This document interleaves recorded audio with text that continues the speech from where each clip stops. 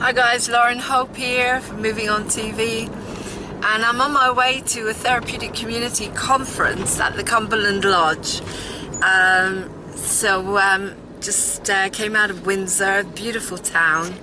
I picked up Francis in the back and going to do a bit of a talk and sing. There it is, Cumberland Lodge is straight, isn't it? About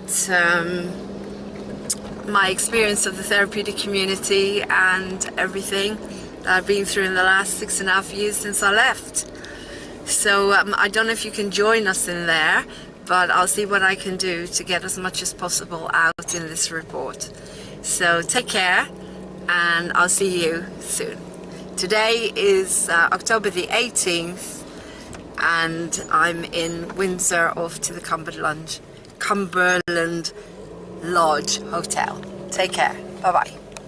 That I'm singing in at the therapeutic community, the drawing room, and there's the piano. Wow. What an amazing room for that.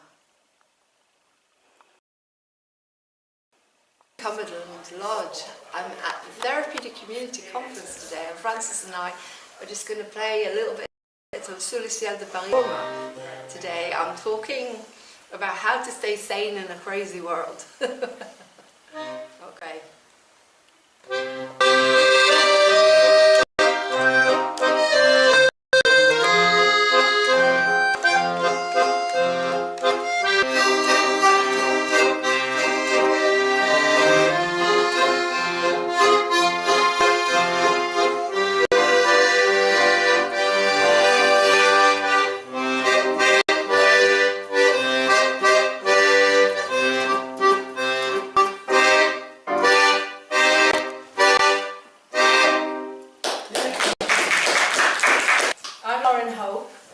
And just to cut a long story short, as I don't have a lot of time with you today, 2012 I came out of the therapeutic community 6.5 years ago, and that's when I gave myself the name Hope, because I felt like I really could go out there and give people a lot of hope, but also because I feel that without hope you really don't have anything.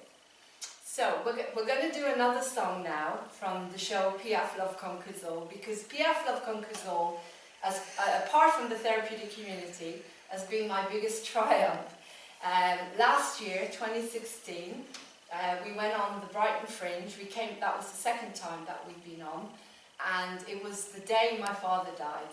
So we'd rushed all the way back from Israel. No, sorry, it was before we went to Israel. We actually went on that night. My father died that day, and Francis and I went on, did the show, got a 5-star review from Broadway Baby, and got a standing ovation. Then we went to Israel to the funeral, but we went on that night. And this is part of the reason why I'm here today, because this is what the community taught me. So I'm just going to do La Vie en Rose, which is one of the songs you probably know from the show Edith Piaf. And the reason I do Edith Piaf as well is there's a reason for everything that I do with my work. The reason I do the show about Edith Piaf is because I do the breakdowns on the stage, so I don't have to do them in life. And you see her breakdowns, you see her addictions, you see everything on the stage, literally in the institution, which I'm not going to do for you today. I'm going to be nice today. But that way I can stay well and as sane as possible. Okay, so let's go for it, Francis. You can join in the second chorus. Des yeux qui font baisser les miens, et sa rire qui perce sa bouche. Voilà les portraits sans retouche, au maguet des partiens.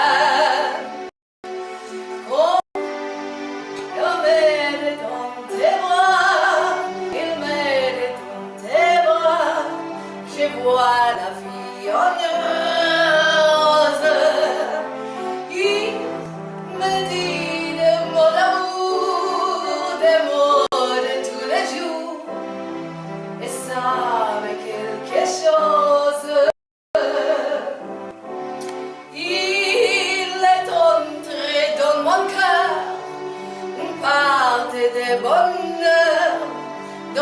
je connais la cause.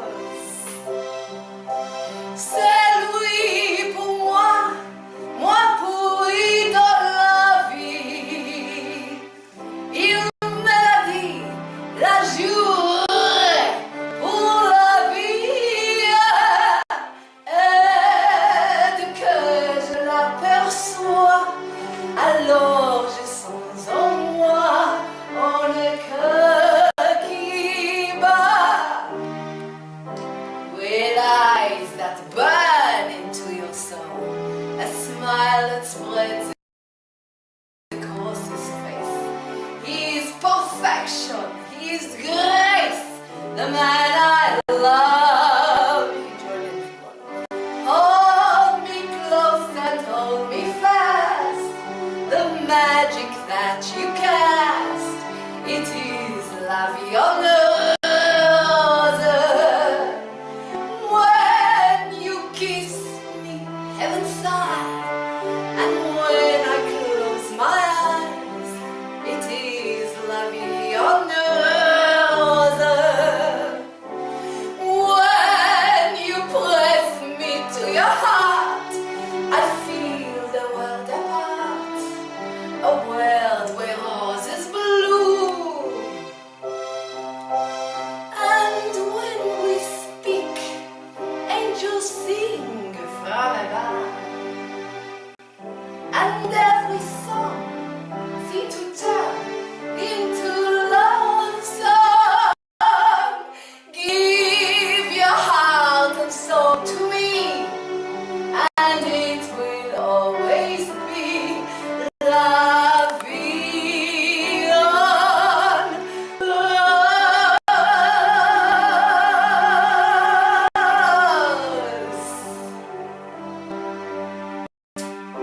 That's it.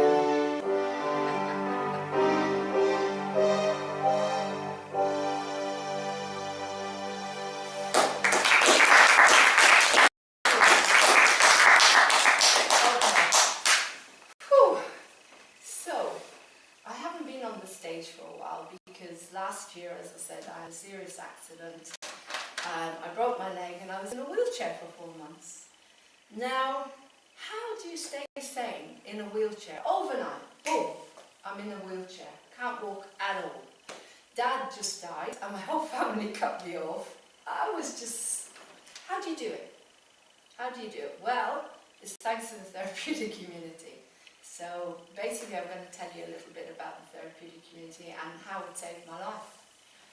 So I went into the therapeutic community on the 5th of November 2010 and I brought the fireworks with me. It never was the same again. It was absolute chaos. They used to say that I grew up in Israel. I used to say that I brought my bombs every time I came in. I'd throw my bombs right into the middle of the centre and everyone would run out crying. I didn't know what I was doing. How could I know what I was doing? We all came in with what we knew. We all came in with this condition called borderline personality disorder, and that was all we knew. So we all came in with it together. I didn't know what hit me. It was, I really didn't know what hit me. I thought it was going to be a piece of cake, you know. Basically, the reason I went into the therapeutic community in the first place was I met up with the psychiatrist and I refused to take medication. I didn't want to take medication. I felt it wasn't right for my body. And so they said to me, well, how do you feel about going into a therapeutic community for 3 days a week? And I thought, well, I'll give it a go. You know, what have I got to lose? I really didn't know what to do anymore. I was so unhappy. I was having rage attacks every minute of the day. I couldn't connect to people. I was very, very, very sick. I tried to work with people, as Francis knows, and the show was all that mattered. People didn't matter at all. And my main trait is narcissism, so it was all about me. But I didn't know that that's what was wrong with me. Then I went into the community, and this, it was just, I have to say, being Jewish, I call it my, but it was the worst experience of my life to start with. And I'm not going to pull any punches here, I'm telling you the truth. But if it hadn't happened to me, I wouldn't be here today. So I am so grateful for every person that bullied me, tough love, not physically but emotionally. I'm so grateful for the fact that I hardly had any support at all, because it made me so strong. But anyway, you go into the therapeutic community, and the best things, if you don't know about it, is the 24-hour support system, the fact that that is in place for people like myself that have no one to turn to, because you grow up in families where no one really cares about you. And of course, the second, well, also very important, is the bell. We all come in there and you're given a bell. And people that have never been validated, we've been told to always be what everybody else wanted us to be. You ring that bell. Now guess who rang that bell all day? Yeah, me. Of course, everybody started hating me. But you see, I didn't have a clue. How can you know how to behave? Where do you get social skills from? Where do you get your parenting from? I had nothing. I was brought up on the streets, more or less, in Israel, with wars. Dad did their best. So you go in there and you start ringing this bell, and you're given the opportunity to say help. And so I took it. I took it all day. I took all the therapy. I sat on the floor literally for 6 months, and all I did was cry. So anyway, they hated me. They absolutely hated me in there. I just could not connect to anyone in there. And they put you on contracts. And I also had this, one of my traits is, it's like Tourette's. You see, I believe PD is a bit like going to Woolworths, and you get a little bit of this, a little bit of that. You get every single symptom there is, every single. So Tourette's is one of them, and I could just never stop talking. I knew everything, and I was always fixing everyone, and never stopped talking. So they put me on silent day. There's someone here who actually was one of the staff, I don't know if he remembers, but they were trying to punish me, and they put me on a silent day. And you know, that was the best day of my life. I loved it. I loved every single minute of it. I loved the silence. And then when people were kind of bullying me emotionally, it all came up, because I wasn't talking, I wasn't saying anything. So they put me on stop, think and listen, also because I used to trigger people without knowing why. As I say, I'd say something and everyone would run out. And so they put me on this contract, stop, think and listen. And I learned that everyone was vulnerable. But anyway, it went from bad to worse, and they tried to get rid of me 4 times. So it was always, right, let's discharge Lauren. Because as I say, they didn't like me, and they felt I wasn't doing my work. Now, I was doing my work all the time. All the time. I was at home, I was writing, I was doing what I knew how to do. They said trust the process. Didn't know what it meant to trust anything, but I just did what I did. But I listened. They used to say to me, you never listen, and I didn't understand what that meant. I do. I can tell you exactly your whole life story, because I learn lines. Remember, I'm an actress. My memory is like a sponge. I used to say I don't listen. Anyway, to cut a long story short, they tried to get rid of me so many times. I think it was probably a record, and the staff mainly kept me there, thank God. Because if they hadn't kept me there, then it would have been a sin, because of everything that happened. Anyway, I got to the 4th time, and that was when I thought, okay, why does everybody hate me? And they were saying to me, by then the staff were saying, Lauren, you're on thin lines. And I went home that night. They kept me, obviously, thank God. I went home that night, and I had a massive night terror. I grabbed hold of Martin's hand and I said, don't let me go back. Now this is the most important part of my story. And if I talk to anyone who's gone into the community, this is what changed my life from top to bottom. I have never been the same person since then. I had a memory recall. And what the memory was is that I had asked my mum and dad to not send me back to the man that was molesting me. And the minute I had that memory recall, I knew it wasn't my fault. And everything went. I got inner peace. 100% inner peace. It was like whoosh. That was it. Total stillness overnight. I swear to God this happened. And I know people have said this happened to them with alcoholism, they give alcohol, alcohol. This happened to me overnight, and everybody knows when they interview me. I've been interviewed by American radio station. I've talked a lot, if you go to my TV station, what I'll talk about in a minute. This happened to me, and I went back to the queue the next day and I said, thank you for keeping me here. I see a different Lauren. Now they thought I was messing. I was messing because they thought, yeah, right, you know, she's just messing with our heads. Now, my father always believed in the hand of God, and he always said to me that certain things happen in a certain time. Now, I'm not religious, and I don't understand this, but I do believe there's something. And something knew that I had to stay there and take the tough love and really, really take it. And as I say, I don't regret any of it. It wouldn't have worked. It wouldn't have worked. You see, what I believe is that we are shocked children. Everyone who's been diagnosed is a shocked child. And it's like post-traumatic stress. And when you go through this stress, you numb. You become numb. And the other thing is you blame yourself. A child blames himself for everything. Now, I didn't know that until this happened to me. So the guilt was gone. I was wiped clean, so to speak. And I went back, and a very strange thing started to happen. The people that were giving me the worst time of all left. They literally left or got discharged. I watched it. I wanted them to stay because I started to learn that every single person in the community was now my teacher or my mirror.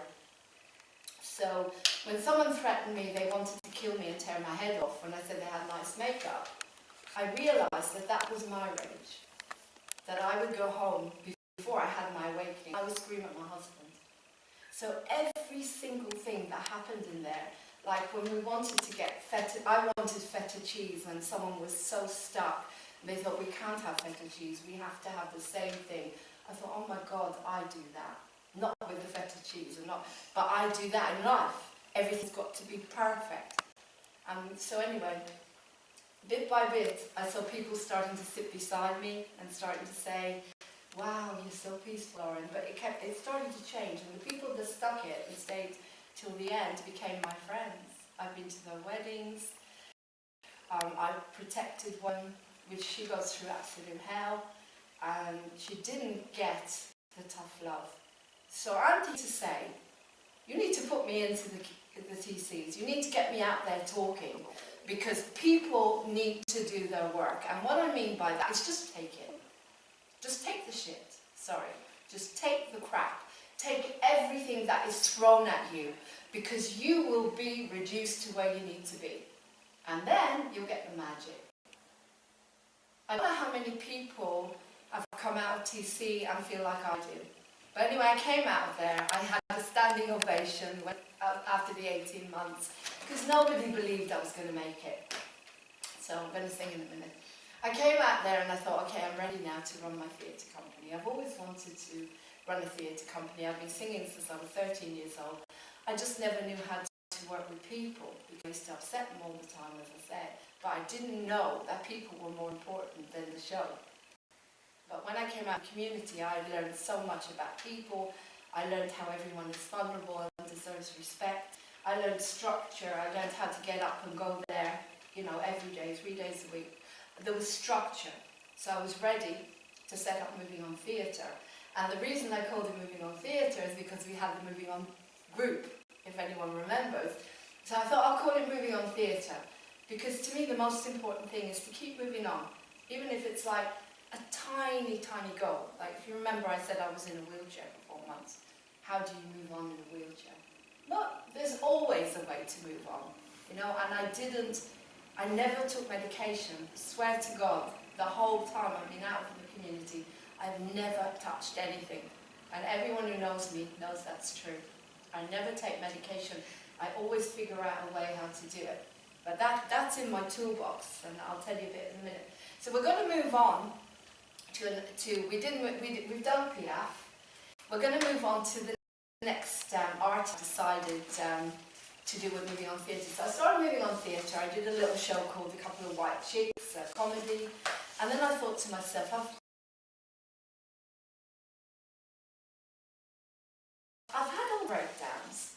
And thanks to the BPD, you know, I don't expect you to hear people saying, thank you for giving me BPD. Well, I'm grateful, because I'm an actress. But I need to be on the stage, and that's another thing. I'm asking everyone here, please invite me to talk, invite me to sing, because you have to work. You have to work. And so, I hope my monkey brain is not going too much for you. Take a breath. So basically, if I hadn't gone through those enormous breakdowns, I couldn't have done the characters I'm doing. I couldn't sing with the way that I sing. I could never do Piaf. Piaf was a tormented soul. And hopefully you're going to come and see my show when it goes on next year. Piaf Love Conquers All. I've got a band now as well, not just me and Francis, but we're progressing. You'll see what I mean. It's mind-blowing. Her life story was mind-blowing.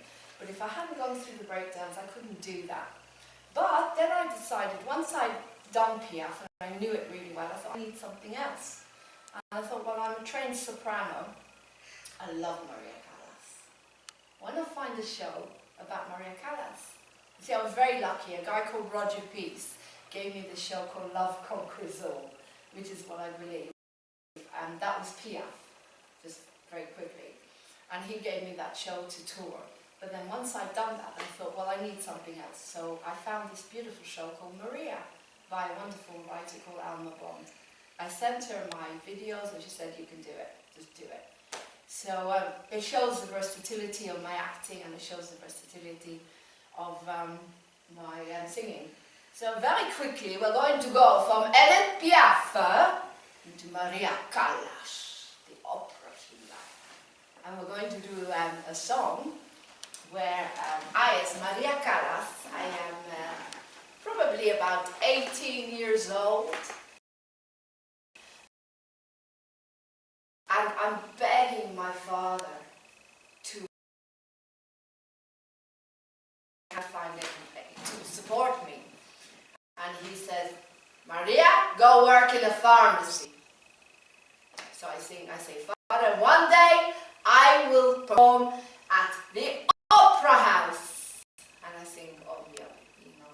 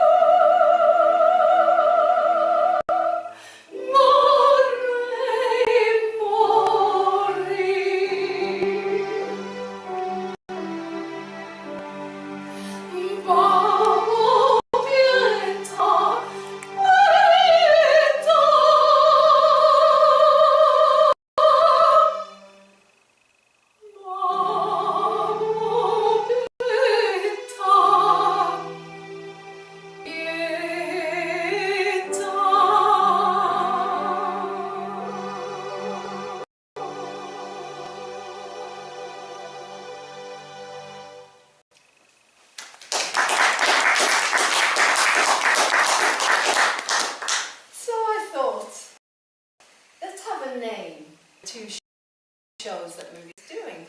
And I came up with two divas in one. Two divas in one. You have Edith Piaf one night, and then the next night is Maria Callas. Two extremely amazing shows. And when I do those shows, I'm just totally balanced, totally calm, totally sane. But the world is not exactly the way we want it to be. Getting work is not easy. So I set out Brighton, Edinburgh, walking on the streets, singing, doing what I have to do, and set out every single show before I had my accident. The best year of my life. And then I go to the media. Then I try and get on even the one show, because every time I talk about the therapeutic community, I stand in front of everyone and I tell them what happened to me very quickly. I can't tell them very much, but I do say to them, you saw what happened to Piaf now. You see what happened to Maria Callas. She probably committed suicide. She had BPD. Most artists do. We're creative beings. You know, we need to use all of this. It has to be focused into our art. And you've seen it. Now, I'm going to tell you a little bit about me and how lucky I am. I sold a bit of Genève Vegetarian, I raised a little bit of money, gave some money to the community in Aylesbury. I think they started a little garden with some of the money. Anyway, to cut a long story short, I couldn't get on the media. So you use your BPD head, you use the creative head that believes that there's no such thing as impossible. And you say to the young lad who's doing your tech for you, he's 14 years old, 15, how about we start our own TV station? And we did. So we started moving on TV, our own TV station, because Jacob knew everything there was to know about setting up a YouTube station, obviously. He knew everything about setting it up, and he knew everything about how to edit. I knew nothing about editing. And I started doing the other Piaf show. I started bringing people on and interviewing them. And then bit by bit it started to become a community station to help lots and lots.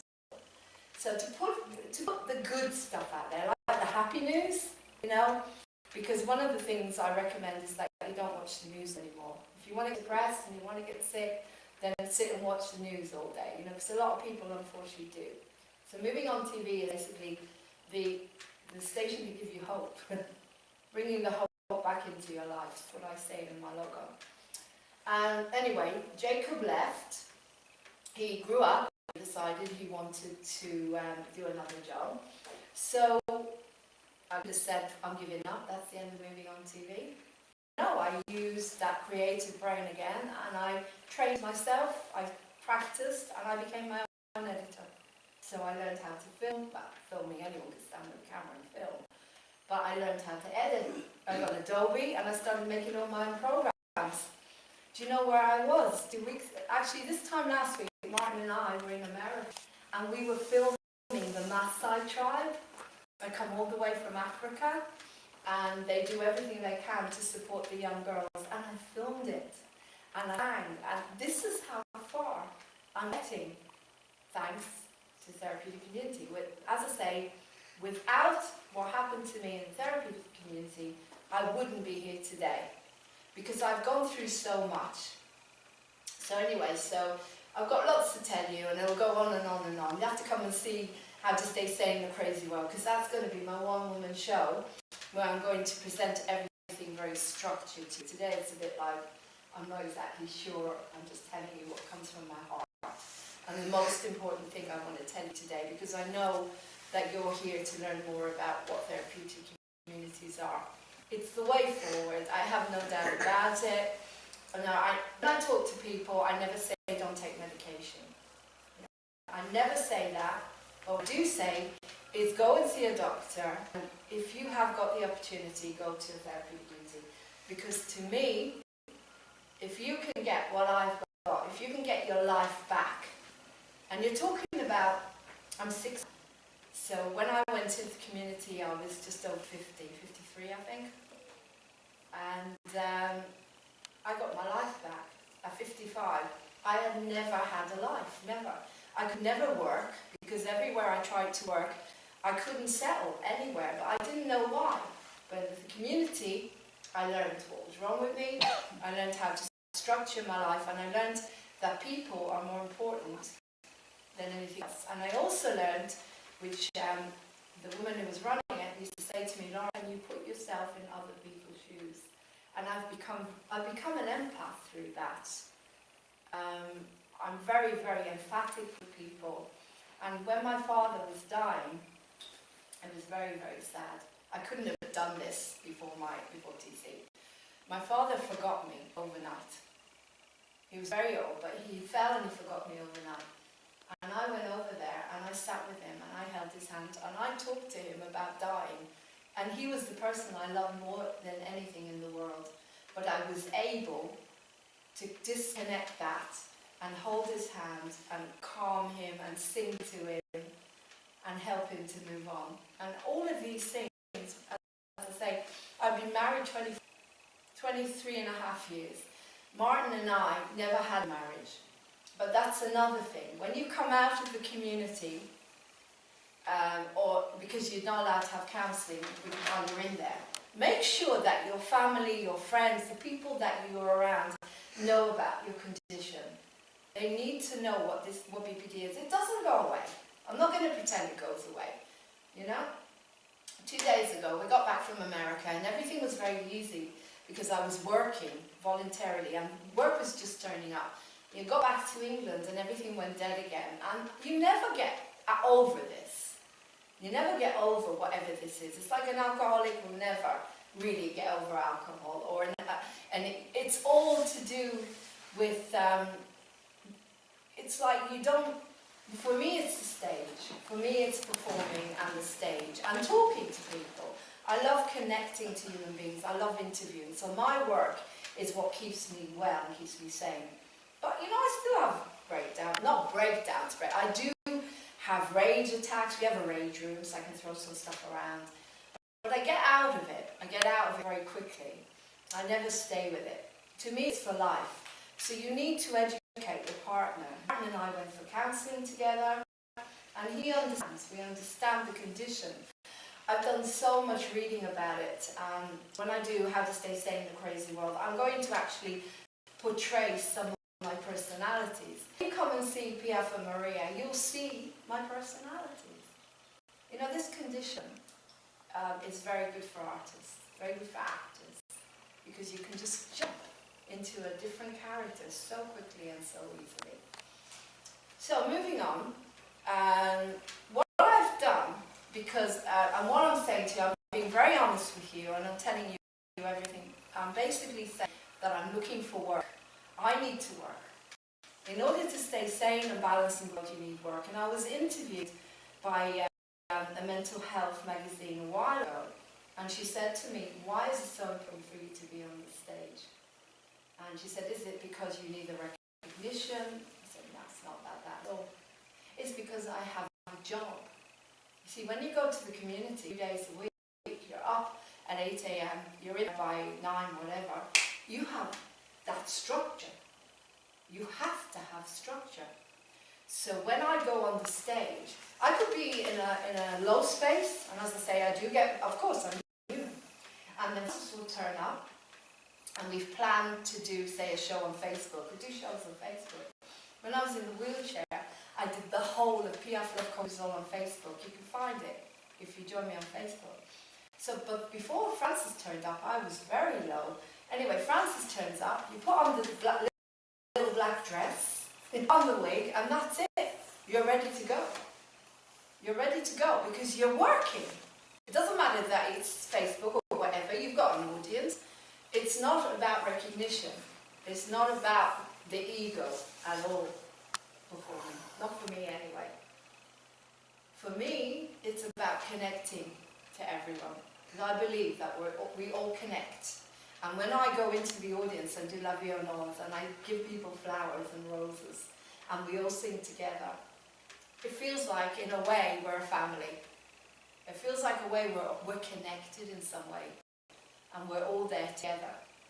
And it's also, you know, it's really good to be able to express your talents. As I say, well, to me, I think it's the most important thing to me is for a creative being to be able to express their talents, and I think that's why so many artists are being diagnosed with mental health issues. So we need to get out there, we need to perform, we need to keep performing, so the next thing I'm doing is, because I'm also, another thing you find out about the interesting thing about the therapeutic community, they don't want to admit this, between you and me, but it's also Buddhism. They don't want to admit it, but everything in there is actually Buddhism. When you leave and you start to go to Buddhist retreats, and I do a lot of silent retreats, you see what happens in there. The middle way. You sit down together and you find the middle way. That's Buddha taught. Silence. So many things that are taught in Buddhism. We call it mindfulness in day-to-day living. It's being in the moment. When I'm on the stage, that's it, you're in the moment. You see, I've researched all this and I've tried to figure out, why do you feel so good when you're on the stage? Have I always felt good on the stage? Because you're in the moment, you're in the zone. And it's like you just feel, we're going to do Himla more for you because you'll see what I mean. Hopefully it'll come through to the singing. But Himla more is what happens after Piaf breaks completely. And she comes out of the institution, she's sitting there, and she's very old. 47 she died, so if that's old, but she's very old, very sick. And she says, I knew one day I would sing again. And I knew one day I would love again. So it's a kind of a resurrection, we call it. It's her coming back to life. And that's what happens when you come onto the stage. When you're on the stage, it's like a person that doesn't have any self-esteem. I think a lot of people should go on the stage because it just gives you that confidence to be in your space and in the moment. I'm not saying everyone wants to be on the stage. Some people might want to work backstage. But, you know, people that actually have got the talents, you need to give them the opportunity. And this is from the heart. You know, when you get to a point, just before I start singing, I've got to a point where it's a bit like that now. I can't move forward. So I have to find a bit in the middle, because every day I move forward. I have my little goals, and every single day I've achieved everything I set my mind to this year since I came out of the wheelchair. Everything. I wanted a community interest company for my TV station. It's a CIC. It took me 6 months of unbelievable stress. Not 6 months, Lauren. Unbelievable stress. I was very lucky that I met someone and she took me the whole thing. And then I decided I wanted a community bank. I can go for grants for my TV station. Took me, don't ask. I had to get 4 signatories in order to get grants. I got my signature, and now I've got a community bank again. These are the goals. I wanted to go to America to work on WMAP radio, World Most Amazing People. They were the only media out in the whole of the world that have ever given me an opportunity to talk about my experience in the community, how I came through it, my work. They put on my music. Not only that, I made a film about them. Hopefully you'll all subscribe to Moving On TV Community. It's easy. Moving On TV Community, and I've got cards for you. But there's a little film on there, The Day in the Life of WMAP Radio. Casey Armstrong from Howard Stern Show came into my life. Not alive, go on then, you see. And I went to America with Martin for my birthday, special birthday this year. And they made me the head of social media. They gave me a job. I don't get paid yet, but they gave me a job. So I'm the head of social media, and I don't know why I've gone into this. Oh yeah, I have to track my mind back, you see. Monkey brain. So that was 2 goals I set, to go to America. All the goals I set this year, since I came out of the wheelchair, to walk again. I had a tibial plateau fracture. It broke with a chain. I fell on a chain. They wouldn't let me out of the wheelchair for 4 months. Again, I don't make any of this up because I know sometimes people do fantasize. I don't fantasize. They know, Martin knows. Everybody knows my life. I walk now. I don't know if I'll run again, but I do walk. And as I say, I've been to America twice. I went back last week. I was in there making commercials in WMAP radio using my acting skills. So much fun. But I come back to England and I don't have any work. So I'm asking you guys, if anyone can get me, just get me on the one show. Let me talk about recovery. Let me shout it from the rooftops that you can recover. You can run a business. It's just the beginning, BBD. Go into TC, do your work, and then come out, and 7 years nearly, 7 years. Look at me. No medication. And now, I found a bit in the middle, okay? So, I created a new tour for next year, but I know it's going to be hard, because theatres are very, very expensive. And they're really only interested in celebrities and famous people. Believe me, I've done a lot of research. But I've created a little tour around the libraries.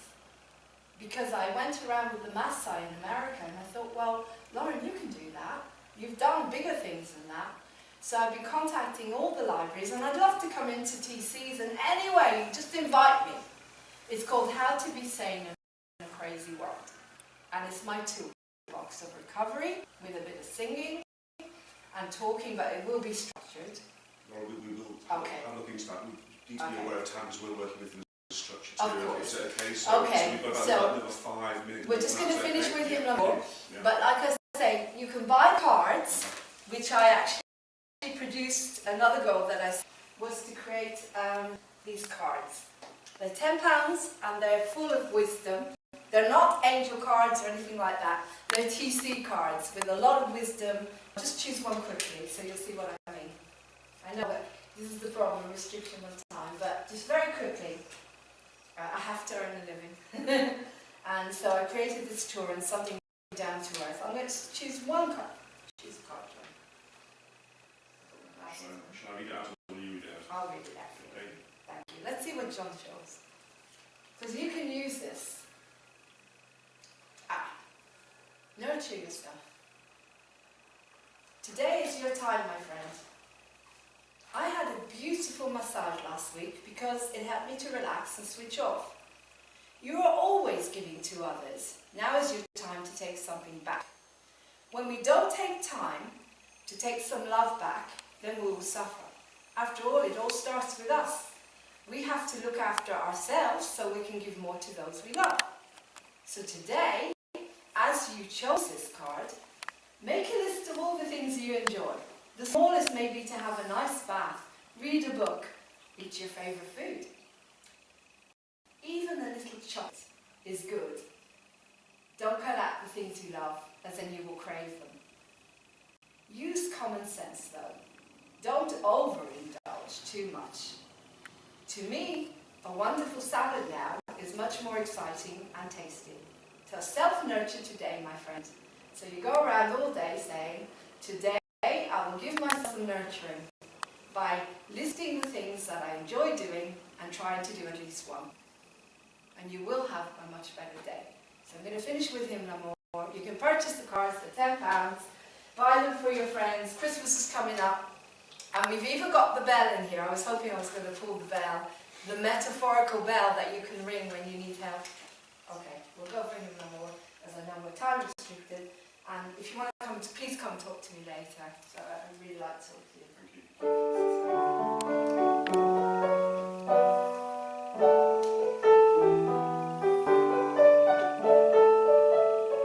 Le ciel bleu sur un Écossais fondé et la terre peut bien s'écrouiller. Oh n'importe si tu m'aimes, je me fous du monde entier.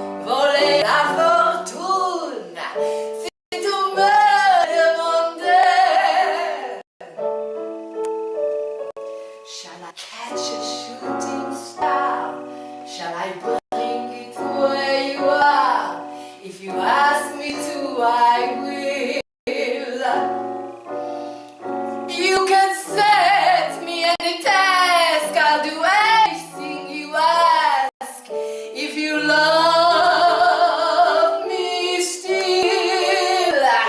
and at last, when all of life is through, I will spend eternity with you. 'Cause if you love me, really love me, nothing matters. I don't care. She gets a stick. She's now 47. Very old. Walking wall. Oh, porte, si problème. Mon amour, puisque tu m'aimes.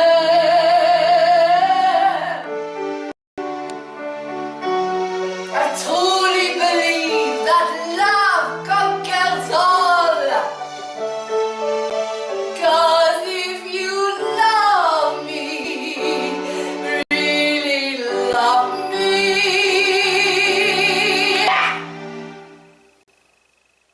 nothing matters, darling. I won't care.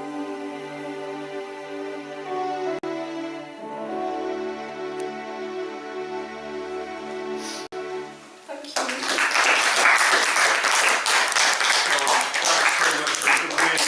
And really, how important it is to hear the story of people who've really come through from really difficult places, use the TC, and the way you convert that into the beautiful singing voice and emotion is very powerful. So thanks very much for, Thank you, for John, that and performance. again, just thank you to the CTC. I got tough love. It was love. I wouldn't be here. I swear to God, I wouldn't be here if it wasn't for that journey. Thank you. That's Thank great. Just let me just explain the next hour or so. The group are now going into small groups at 12:15 till 1 o'clock. If you want to join us for lunch at 1 o'clock till 2 o'clock, your husband and piano player, then you're very welcome as well. Have a chance to talk to other people about your experience. Is that okay? That's me. That's the talk I've just done. The therapeutic community in the beautiful room, whatever it's called.